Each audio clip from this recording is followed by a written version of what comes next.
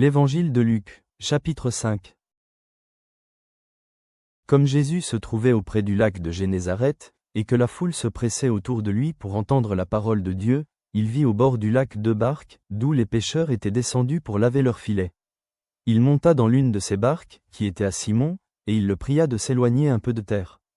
Puis il s'assit, et de la barque il enseignait la foule. Lorsqu'il eut cessé de parler, il dit à Simon, « Avance en pleine eau, et jetez vos filets pour pêcher. » Simon lui répondit, « Maître, nous avons travaillé toute la nuit sans rien prendre.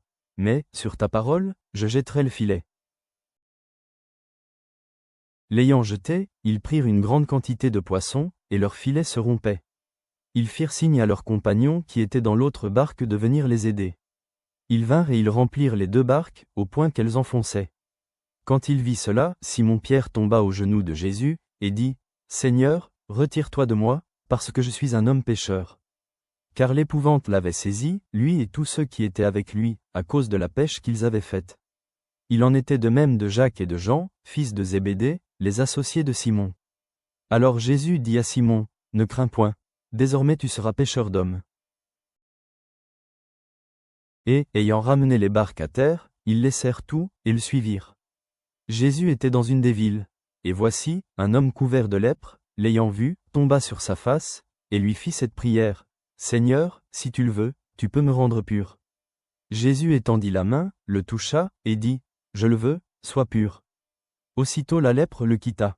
Puis il lui ordonna de n'en parler à personne. « Mais, dit-il, va te montrer au sacrificateur, et offre pour ta purification ce que Moïse a prescrit, afin que cela leur serve de témoignage. » Sa renommée se répandait de plus en plus, et les gens venaient en foule pour l'entendre et pour être guéris de leur maladie.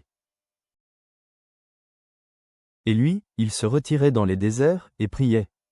Un jour Jésus enseignait. Des pharisiens et des docteurs de la loi étaient là assis, venus de tous les villages de la Galilée, de la Judée et de Jérusalem, et la puissance du Seigneur se manifestait par des guérisons.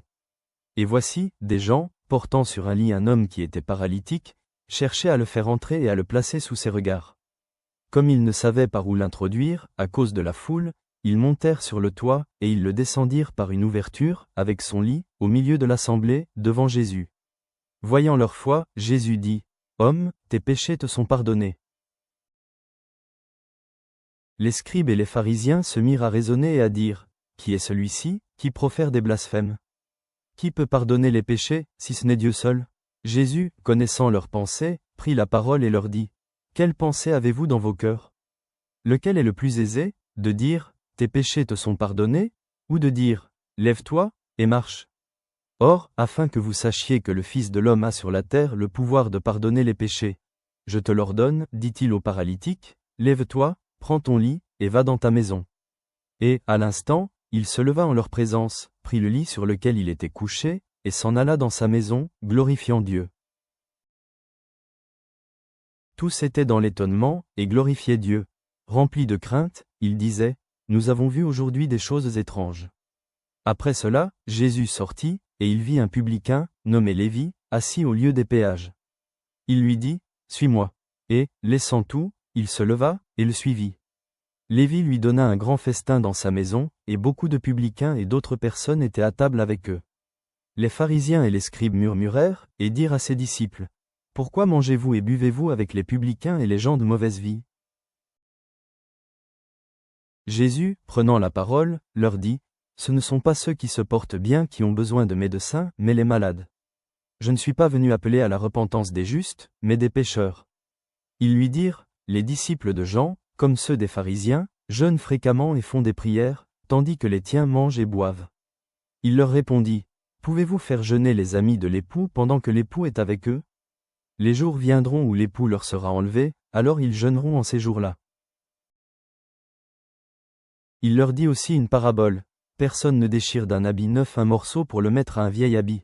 Car, il déchire l'habit neuf, et le morceau qu'il en a pris n'est pas assorti au vieux. Et personne ne met du vin nouveau dans de vieilles outres. Autrement, le vin nouveau fait rompre les outres, il se répand, et les outres sont perdues. Mais il faut mettre le vin nouveau dans des outres neuves. Et personne, après avoir bu du vin vieux, ne veut du nouveau, car il dit, le vieux est bon. Père céleste, qui appelle les pécheurs à te suivre et pardonne aux paralytiques, Attire-nous loin des tâches routinières vers le travail du royaume à travers des changements vocationnels aujourd'hui. Guéris les maux physiques et spirituels dans les crises de santé. Inspire une foi qui surmonte les obstacles. Abandonne le péché pour une vie nouvelle. Couvre-nous de ta miséricorde et de ta grâce. Amen.